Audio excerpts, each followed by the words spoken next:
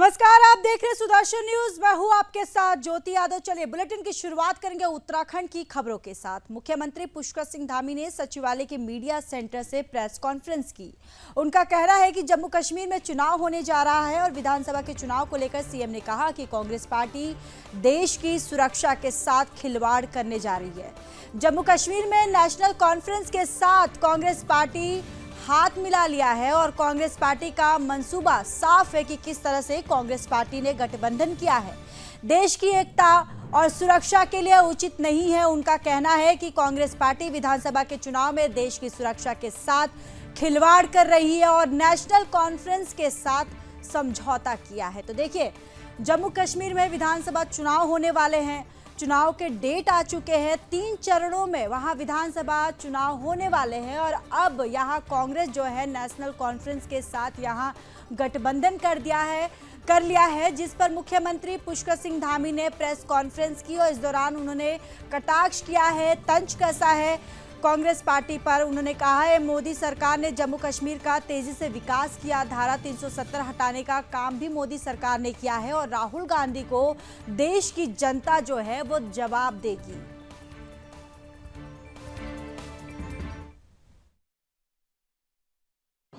आप सभी का मैं स्वागत करता हूं और विधानसभा के सत्र में भी गैरसैंण भराड़ीसैंण में आप सभी मित्रों से वहां भी मिलना हुआ और बहुत सारे विचार बिंदु भी आपस में हम सब लोगों ने साझा किए हैं। मैं एक बार फिर से, क्योंकि जम्मू और कश्मीर में अभी चुनाव की तिथियां घोषित हो गई हैं और चुनाव की तिथियां घोषित होने के बाद जिस प्रकार से वहां पर अभी एक गठबंधन सामने आया है कांग्रेस पार्टी और नेशनल कॉन्फ्रेंस के बीच में, तो ये गठबंधन सत्ता के लालच में बार बार देश की सुरक्षा, एकता और अखंडता के साथ खेलने वाली कांग्रेस पार्टी ने जम्मू कश्मीर में अब्दुल्ला परिवार की नेशनल कॉन्फ्रेंस के साथ फिर से गठबंधन कर दिया है, जिन्होंने 3 दशकों तक लगातार कांग्रेस कश्मीर को 3 दशकों तक लगातार पीछे धकेलने का काम किया। आतंकवाद को, अलगाववाद को, जिहाद को लगातार पोषित करने का काम किया और कांग्रेस पार्टी ने जो गठबंधन किया है उस गठबंधन के बाद उनके मंसूबे सबके सामने जाहिर हो गए हैं कि वो किस प्रकार से कश्मीर को किस प्रकार से बर्बाद करने वाले लोगों के साथ आज अपना गठबंधन कर रहे हैं। तो नेशनल कॉन्फ्रेंस के घोषणा पत्र के वादों पर कांग्रेस पार्टी और राहुल गांधी जी से हमारे, चूंकि ये 10 सवाल हैं कि उनको 10 सवालों के जवाब देश की जनता को जरूर देने चाहिए कि क्या कांग्रेस नेशनल कॉन्फ्रेंस के जम्मू कश्मीर से फिर से अलग झंडे के वायदे को समर्थन करती है क्या। देखिए, सीएम धामी के द्वारा ये 10 सवाल पूछे गए हैं कि क्या कांग्रेस पार्टी नेशनल कॉन्फ्रेंस के साथ जम्मू कश्मीर में अलग झंडे का समर्थन करती है। जब से कांग्रेस पार्टी जो है वो गठबंधन कर लिया है नेशनल पार्टी के साथ, उसके बाद लगातार यहाँ पर बीजेपी की तरफ से कटाक्ष किया जा रहा है और धामी ने अब 10 सवाल पूछे हैं। उन्होंने ये भी पूछा है कि क्या कांग्रेस पार्टी 370 और आर्टिकल 35A को वापस लाकर जम्मू कश्मीर में फिर से अशांति और आतंक से जुड़ना चाहती है। उन्होंने ये भी पूछा है कि क्या कश्मीर के युवाओं के बदले पाकिस्तान के साथ वार्ता करके और फिर अलगाववाद को बढ़ाना चाहते हैं। तो ये लगातार मुख्यमंत्री पुष्कर सिंह धामी के द्वारा ये सवाल जो है, ये 10 सवाल पूछे गए हैं। क्या कांग्रेस पार्टी और राहुल गांधी LOC ट्रेड शुरू करना चाहते हैं? क्या कांग्रेस आतंकवाद और पत्थरबाजी की घटनाओं में शामिल लोगों के परिवार के लिए सरकारी नौकरी बहाल करना चाहती है? तो ये तमाम जो सवाल है मुख्यमंत्री पुष्कर सिंह धामी के द्वारा कांग्रेस पार्टी से पूछा जा रहा है। उन्होंने ये भी पूछा है कि क्या कांग्रेस पार्टी का आरक्षण विरोधी चेहरा सामने आया है।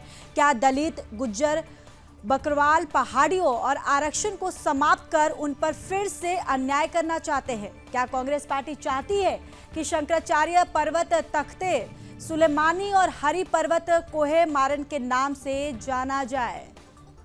क्या जम्मू कश्मीर की अर्थव्यवस्था को फिर से पाकिस्तान के हाथ में धकेलना चाहती है कांग्रेस पार्टी? क्या कांग्रेस पार्टी GKNC के साथ जम्मू कश्मीर घाटी के बीच भेदभाव की राजनीति करना चाहती है? क्या कांग्रेस पार्टी कश्मीर को ऑटोनॉमी देने की GKNC विभाजनकारी सोच की नीति का समर्थन करती है? तो देखिए, तमाम बातें, जो तमाम सवाल है, मुख्यमंत्री पुष्कर सिंह धामी ने प्रेस कॉन्फ्रेंस उन्होंने करी और वहां पर ये 10 सवाल जो है कांग्रेस पार्टी से पूछा है और साथ ही साथ ये भी तंज कसा है कि आने वाले विधानसभा चुनाव में जो जनता है कांग्रेस पार्टी को मुंह तोड़ जवाब देगी।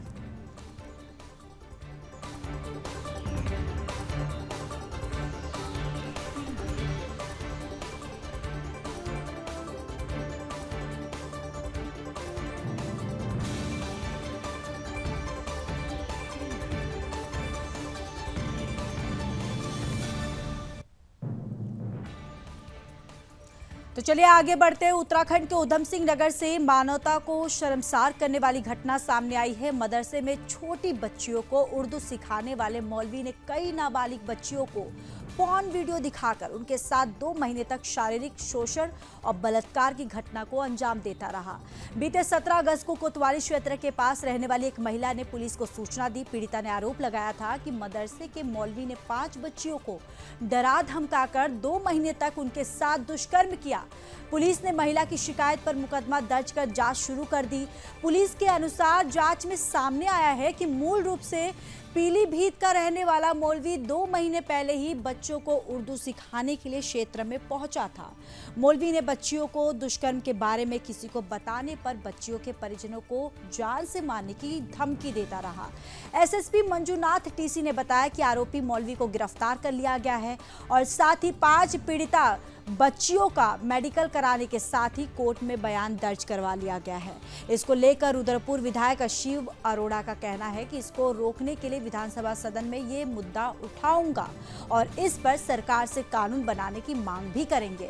विधायक शिव अरोड़ा ने कहा कि और भी इस दौरान उन्होंने क्या कुछ कहा, आपको भी सुनवाते हैं। कुछ दिन पहले की घटना है कि एक मौलवी मदरसे का और वहाँ पर वो 10 जो कहते हैं नाबालिग बच्चियाँ, छोटी बच्चियाँ, उन्हें पहले पॉर्न फिल्म दिखाता है। पॉर्न फिल्म दिखाने के बाद उनका यौन शोषण करता है। उसके परिवार में शिकायत आती है। बहुत बड़ा एक, जिसे कहते हैं दिल को दहला देने वाला और एक अमानवीय घटनाक्रम उस मौलवी के द्वारा उधम सिंह नगर में किया जाता है। इस पे उस मौलवी का नाम लेने में, उस अपराध का नाम लेने में कांग्रेसी के सब नेताओं की जुबान चल जाती है। क्यों? क्योंकि वो मौलवी है, वो मदरसा चलाता है। वो किसी बच्ची का भी यौन उत्पीड़न कर लेगा तो इनके लिए अपराधी नहीं है, इन्हें वोट बैंक चाहिए। इससे पता चलता है कि ऐसे अपराधी मौलवियों को किस तरीके से कांग्रेस संरक्षण दे रही है। और इसी संरक्षण के कारण से जो हमारी देवभूमि है, इस देवभूमि में डेमोग्राफी चेंज हो रहा, जनसंख्या असंतुलन हो रहा है। जनसंख्या असंतुलन में बहुत बड़ा कारण ये कांग्रेस का। कल हमने उदाहरण देखा सदन में, मैंने कहा भाई आप इतने विधायक, लगभग 15 विधायक बोल रहे हो, इतने सारे अपराधों को गिना रहे हो और इतना बड़ा अपराध उसके बारे में बोलने में आपकी जबान कर जा रही है, आपको सिल जा रही है। आपको ये समझ में नहीं आ रहा कि वो भी अपराध हो सकता है। तो ये बताता है कि इनकी तुष्टीकरण की नीति खाली मुस्लिम वोट बैंक की नीति। और इस तरीके से ये, अगर वो मुसलमान है, मौलवी है, तो उसके खिलाफ ये नहीं बोल सकते, उसे अपराधी नहीं कह सकते। तो ये जो संरक्षण दे रहे हैं, निश्चित रूप से कल ये एक्सपोज हुए कि किस तरीके से देवभूमि में ये इस तरीके के आपराधिक तत्वों को संरक्षण दे रहे हैं। निश्चित रूप से इस पर कानून बनना चाहिए और इस विषय को हम पूरी तरीके से हर पटल पर, हर सदन में रखेंगे कि ये जो है विषय बड़ी गंभीरता के साथ। और पारदर्शिता पर किसी को क्या आपत्ति? पूरी तरह पारदर्शी होना चाहिए। पारदर्शिता क्यों नहीं होनी चाहिए? इस विषय पर गंभीरता से काम होना चाहिए। हाल ही में दिनांक 17 तारीख को हमने एक FIR लॉन्च किया है। एक पीड़िता बच्ची की मां की तहरीर के आधार पर एक व्यक्ति जो मौलवी है, ये जो है मलसी गांव थाना रुद्रपुर में एक मस्जिद है। मस्जिद के ऊपर एक अवैध मदरसा बना हुआ है। इस मदरसा में छोटी छोटी बच्चियां उर्दू सीखने जाते थे। उन बच्चियों का शारीरिक शोषण, बलात्कार और मतलब पोर्नोग्राफी दिखाना, ये सब चीज़ें होता था करके तहरीर आया था। तो उस तहरीर के आधार पर तत्काल हमने, एक बच्ची की मां ने तहरीर दिया था, उसके आधार पर हमने FIR करके उस मौलवी को गिरफ्तार करके जेल भेज दिया। अभी 4 दिन बीत गए हैं इन्वेस्टिगेशन में बड़ा हैरतन चीज़ें सामने आया है। अभी तक जो है तहरीर में ही जो पहला तहरीर दिया था उसी तहरीर में 4 और लड़कियों का जिक्र है। जो लड़की की माँ जिसने तहरीर दिए थे उसने अपने बेटी के अलावा कुल मिला के टोटल 5 लोगों की नाम और डिटेल्स भी बताया कि इन बच्चियों के साथ भी ये मौलवी ये दरिंदगी करता था करके। तो कुल मिला के अभी तक 4 दिन हो गए इन्वेस्टिगेशन में। तो अभी तक हमने 5 बच्चियों का नियमानुसार बयान कराया है वीडियोग्राफी में और कोर्ट के सामने भी बयान कराया है। काफ़ी हैरतन चीज़ें हैं।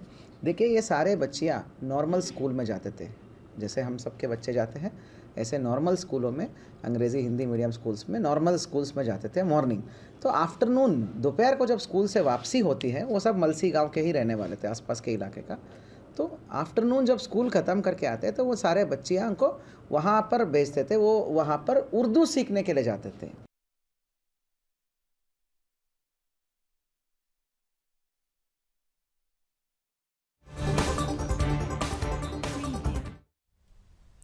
खबर देहरादून से है, जहां एसटीएफ ने नकली शराब बनाने वाली फैक्ट्री का भंडाफोड़ कर कड़ी कार्रवाई की है, जिसकी जानकारी देते हुए एसएसपी आयुष अग्रवाल ने बताया कि राज्य में बढ़ते नशे की रोकथाम के लिए सीएम के इंक्स फ्री देवभूमि अभियान के अंतर्गत एसटीएफ द्वारा ड्रग्स और अवैध शराब के खिलाफ कार्रवाई करने के आदेश पर एसटीएफ द्वारा कल रात में थाना आईआईटी उधम सिंह नगर क्षेत्र के एक मकान में छापा मारा गया। अंदर संचालित हो रही नकली शराब बनाने की फैक्ट्री का भंडाफोड़ करते हुए एक अभियुक्त को उधम सिंह नगर में गिरफ्तार कर लिया गया। एसएसपी ने बताया कि अभियुक्त के पास से भारी मात्रा में नकली शराब और नकली शराब बनाने का रॉ मटेरियल बरामद किया गया। इसके चलते कई धाराओं में मुकदमा दर्ज कर लिया गया है। साथ ही उन्होंने बताया कि तैयार शराब को उत्तराखंड के कई जनपदों में सप्लाई किया जा रहा था। तो देखिए एसटीएफ को यहाँ पर एक बड़ी कामयाबी हासिल हुई है। एसटीएफ ने नकली शराब फैक्ट्री का भंडाफोड़ किया है और साथ ही साथ आरोपियों को गिरफ्तार कर लिया गया है। मामले में एक आरोपी गिरफ्तार हुआ है और साथ ही साथ इस पूरे मामले पर जो भी आगे की कार्रवाई है वो पुलिस और एसटीएफ के द्वारा लगातार जारी है। और कई जिलों में दरअसल ये जो आरोपी हैं नकली शराब जो है वो बेचा करते थे।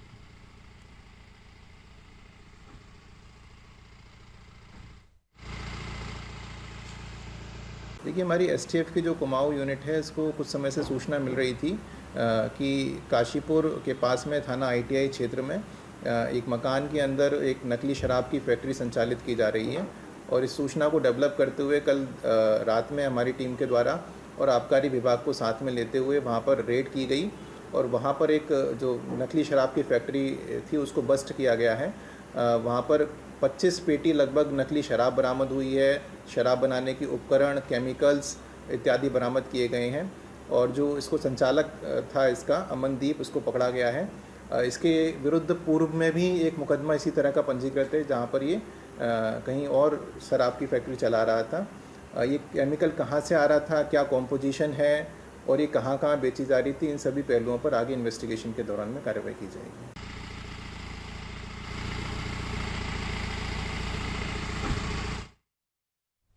तो चलिए अब खबरों में बात विकास नगर की कर लेते हैं। विकास नगर से ये खबर है, जहां कालसी थाना अंतर्गत जूडो क्षेत्र में बरसाती रपटे की चपेट में आने से एक युवक की दर्दनाक मौत हो गई। बताया जा रहा है कि एल&डी कंपनी में काम करने वाला युवक अपने काम खत्म करके घर लौट रहा था, जो जूडो से आगे बरसाती खाले के रपटे में तेज पानी आने के चलते उसकी चपेट में आकर बह गया, जिसका पता उस वक्त चला जब सुबह स्थानीय ग्रामीणों और अन्य कर्मियों ने रपटे में बही मोटरसाइकिल को देखा, जिसके चलते स्थानीय पुलिस को सूचना दी गई। तो वहीं कुछ ही दूरी पर युवक का शव जो है वो बरामद कर लिया गया, जिसके चलते मौके पर पहुंची पुलिस ने मृतक के परिजनों को सूचित कर शव का पंचनामा भरकर पोस्टमार्टम के लिए भेज दिया और आगे की कार्रवाई में जुट गई है।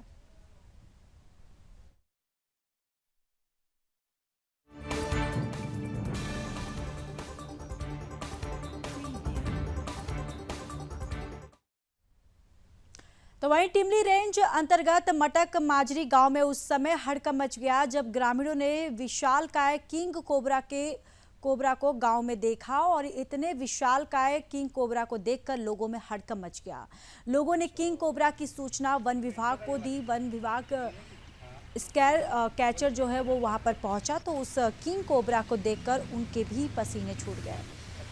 कैचर आपको बताते चले कि वन विभाग की टीम घंटों तक रेस्क्यू करने में जुटी रही, लेकिन किंग कोबरा बार बार टीम की पकड़ से छूटकर भागता रहा। तस्वीरों में आप साफ देख सकते हैं कि वन विभाग की टीम और जो स्नैक कैचर किंग है वो कोबरा को पकड़ने के लिए किस तरह यहाँ पर जद्दोजहद करते हुए नजर आ रहे हैं। और घंटों की कड़ी मशक्कत के बाद वन विभाग की टीम ने किंग कोबरा का रेस्क्यू किया और उसको जंगल में छोड़ा।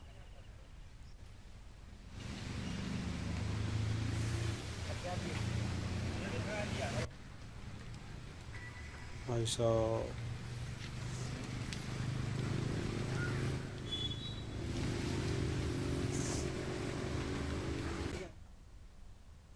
खबर रुद्रपुर से है, जहां नैनीताल रोड पर 2 दिन पहले हुए एक सड़क हादसे में 4 लोगों की मौत के मामले में पुलिस ने आरोपी कार चालक के खिलाफ मुकदमा दर्ज करते हुए कार चालक को गिरफ्तार कर लिया। पुलिस ने आरोपी कार चालक को न्यायालय में पेश कर दिया, जहां से आरोपी कार चालक को जेल भेजने की कार्रवाई की गई। जानकारी के अनुसार 2 दिन पहले रुद्रपुर के नैनीताल रोड पर तेज रफ्तार कार ने ई रिक्शा को टक्कर मार दी थी, जिसमें ई रिक्शा में सवार गर्भवती महिला सहित 4 लोगों की मौत हो गई, जबकि 2 लोग गंभीर रूप से घायल हो गए। पुलिस ने कार चालक के खिलाफ मुकदमा दर्ज कर लिया था और अब आरोपी कार चालक को गिरफ्तार किया। रुद्रपुर के एसपी सिटी मनोज कतियाल ने बताया कि आरोपी कार चालक उत्तर प्रदेश से बरेली का रहने वाला है।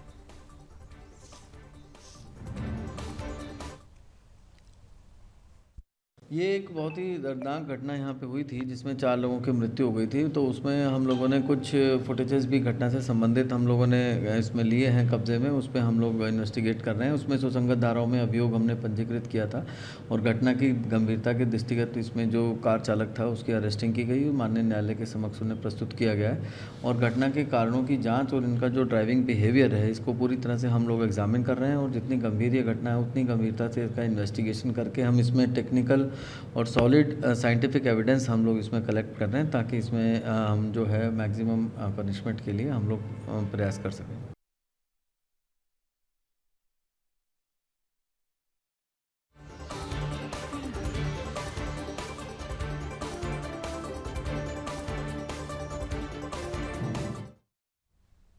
खबर रामनगर से है, जहां बीते शुक्रवार की देर रात रामनगर में घर से बाजार जा रहे एक युवक पर कुछ युवकों ने हमला बोलते हुए उसे चाकू से गोदकर गंभीर रूप से घायल कर दिया। घायल को उपचार के लिए सरकारी अस्पताल में भर्ती करवाया गया। घटना के संबंध में जानकारी देते हुए कोतवाल अरुण कुमार सैनी ने बताया कि युवक रात को घर से बाजार जा रहा था। इस बीच रास्ते में 4 युवकों ने उसे घेर कर उस पर चाकू से हमला करते हुए उसे गंभीर रूप से घायल कर दिया। मामले में आरोपियों के खिलाफ संबंधित धाराओं में मुकदमा दर्ज कर जांच की जा रही है और आरोपियों की गिरफ्तारी के लिए पुलिस टीम को रवाना भी कर दिया गया है।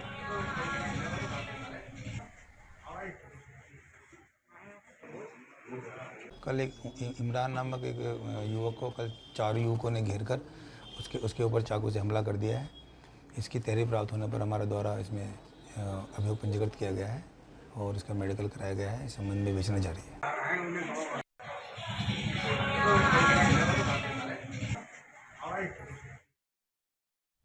तो चलिए आगे बढ़ते हैं। खबर उधम सिंह नगर से है, जहां अपराधों का सिलसिला थमने का नाम नहीं ले रहा और आए दिन चोरी की वारदात को अंजाम देकर पुलिस को चुनौती देने वाले चोर जमकर आतंक फैला रहे हैं। और ताज़ा मामला जसपुर का है, जहां अब चोरों ने भगवान के घर को भी निशाना बनाना शुरू कर दिया है, जिससे जनता में भारी रोष है। कोतवाली क्षेत्र में चोरों ने मंदिर के अंदर घुसकर चोरी की घटना को अंजाम देकर पुलिस को खुली चुनौती दी है। चोरी की घटना मंदिर में लगे कैमरे में कैद हो गई। वीडियो में फिल्मी अंदाज के साथ बेखौफ होकर आरोपी चोरी की घटना को अंजाम देते हुए नजर आ रहे हैं। लोगों ने पुलिस को शिकायत पत्र देकर न्याय की गुहार लगाई है। और जसपुर के सूतमूल मार्ग शिव विहार कॉलोनी में भगवान शिव के मंदिर में रात चोरों ने शिव मंदिर में दस्तक दी। चोरों ने बड़े ही आराम से मंदिर के गेट की जाली काटकर मंदिर में रखे नाग देवता और घंटे घड़ियाल दान पत्र में रखी नकदी को मंदिर के ही हाल गमछे में बांधकर वारदात को अंजाम देकर मौके से फरार हो गए।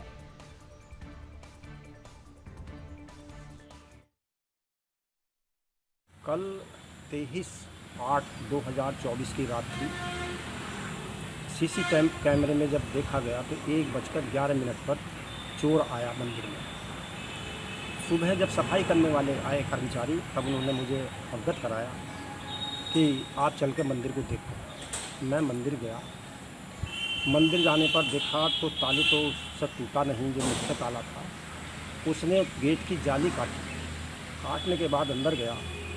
दान पात्र की जितनी धनराशि थी, प्रति महीने लगभग 4000 रुपये निकलता है, वह धनराशि गायब। मंदिर के अंदर जो पीतल का घंटा बहुत बड़ा था, वजनदार था, वह भी गायब। जो नाग देवता थे वो भी गायब।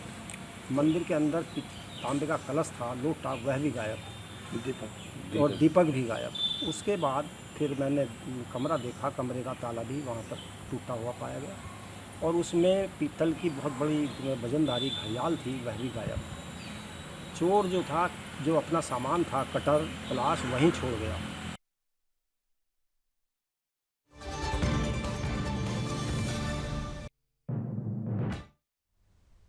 तो वहीं कुमाऊं कमिश्नर दीपक राउत ने हल्द्वानी से हैडाखान धाम तक मोटर मार्ग का स्थलीय निरीक्षण किया। इस दौरान सड़क मार्ग से जुड़े ग्रामीण इलाकों में जल जीवन मिशन के तहत पेयजल निर्माण कार्यों का भी जायजा लिया।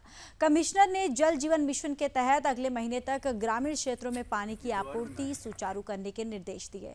इसके अलावा ओखलडुंगा में प्राथमिक स्वास्थ्य केंद्र में छापा मारते हुए कमिश्नर ने अस्पताल का निरीक्षण किया। इस दौरान पाया गया कि डॉक्टर महीने में 2 दिन आकर पूरे महीने गायब रहा और डॉक्टर की उपस्थिति है वो वार्ड बॉय द्वारा लगाई गई, जिसका तत्काल संज्ञान लेते हुए कमिश्नर ने मुख्य चिकित्सा अधिकारी सहित अन्य अधिकारियों को अपने कार्यालय में तलब किया है।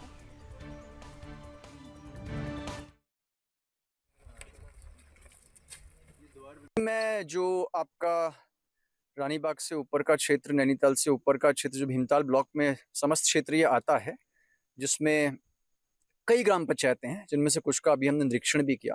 ओखलडुंगा को भी देखा, उससे पहले ग्राम पंचायतें भी देखी। तो एक तो यहाँ पे जो जल जीवन मिशन के काम है, जिसमें मुझे शिकायत मिल रही थी कि देरी से चल रहे हैं और इसका समय से मॉनिटरिंग नहीं हो रही है। इसके निर्देश दिए हैं एक तो कि यहाँ पे 27 सितंबर से पहले पानी की उपलब्धता करा दें। इसमें यूपीसीएल के भी जगह जगह पोल्स पड़े हुए हैं, जिन्होंने इस तरह से छोड़े हुए, उस पर काम नहीं हो रहा है, उस पर एक्शन लेने के लिए कहा गया है। और जो एक पीएचसी ओखलडुंगा है, इसमें एक नियमितता पता चली है कि यहाँ पे जिन डॉक्टर साहब की पोस्टिंग है, ओपीडी रजिस्टर देख के पता चला कि वो किसी एक पर्टिकुलर महीने में 2 ही दिन आए हैं और उनकी जो अटेंडेंस है वो सभी दिनों की वहाँ पे मार्क की गई है। अभी जांच तो मैंने करने के लिए ऑर्डर इसमें नहीं दिए हैं। पहले मैं इनको सीएमओ साहब को और इनके जो एमओआईसी हैं, इनको कल मैंने कैंप ऑफिस में बुलाया और इनसे पूछा ये क्यों हो रहा है, किस तरीके से हो रहा है। और पहाड़ के दूरस्थ क्षेत्रों में, जहाँ पे कि अभी आपदा का समय भी है, इस तरह से अस्पतालों को खाली करना उचित नहीं है।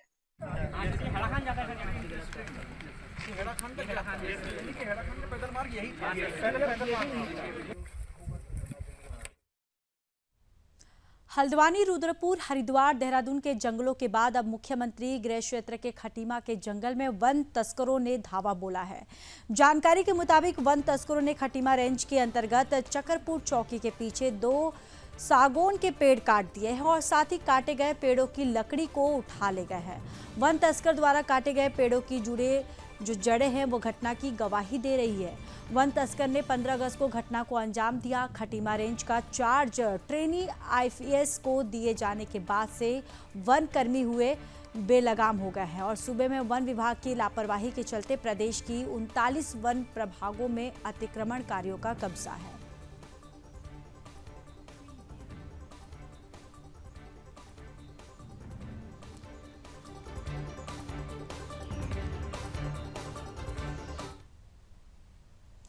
उत्तराखंड के पर्यटन मंत्री सतपाल महाराज के बेटे सुयश रावत एक मामले को लेकर सुर्खियों में आ गए हैं और मामला टिहरी झील में क्रूज बोट और यार्ड बोट संचालन के लिए जारी किए गए टेंडर से जुड़ा हुआ है।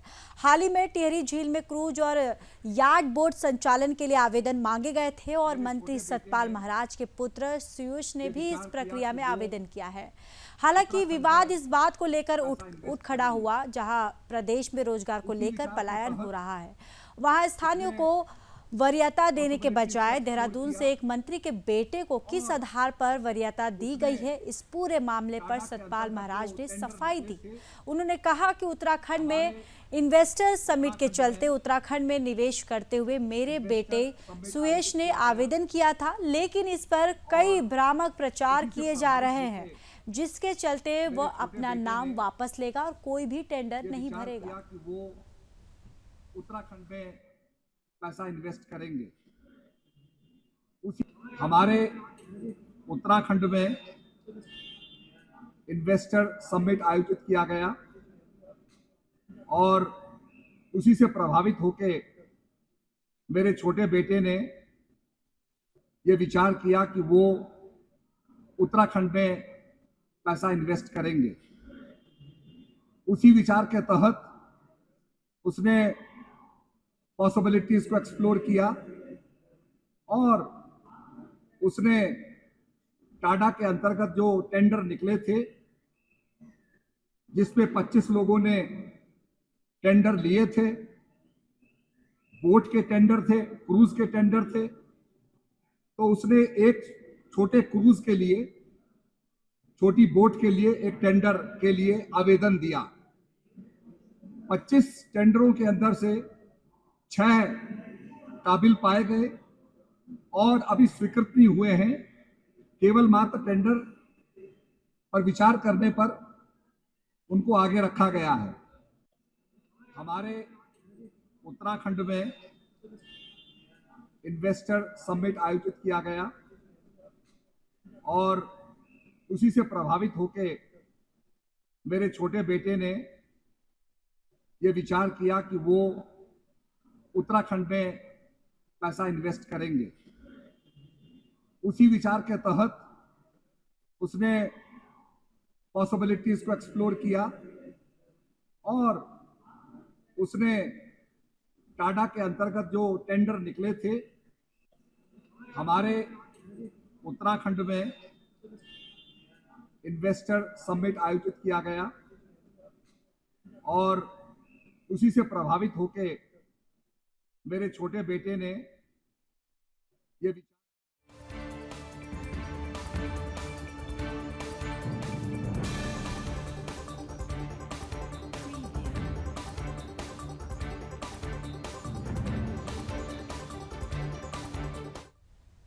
उत्तराखंड के बुलेटिन में इतना ही। बाकी देश और दुनिया की तमाम बड़ी खबरों के लिए देखते रहिए सुदर्शन न्यूज। जय हिंद।